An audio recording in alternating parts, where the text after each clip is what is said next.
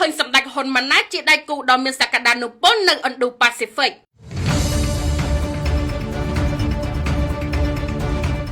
ស្របពេលភាពតានតឹងកម្ពុជាថៃបានកើនឡើងសះជាថ្មីនិងនាយករដ្ឋមន្ត្រីថៃអានទីនឆាន់វីរៈគុលកំពុងផ្កើនប្រមុខសេតវិមានដូណាល់ត្រាំនោះសារព័ត៌មាន Nikkei Asia របស់ជប៉ុនបានផ្សាយអត្ថបទមួយដោយដាក់ចំណងជើងថាសហរដ្ឋអាមេរិកមើលឃើញសម្ដេចបវរធិបតីហ៊ុនម៉ាណែតជាដៃគូដ៏មានសក្តានុពលនៅក្នុង Indo-Pacific ខ្លឹមសារសំខាន់នៅក្នុងអត្ថបទដែលផ្សាយកាលពីថ្ងៃប្រហ័សទី13ខែវិច្ឆិកាឆ្នាំ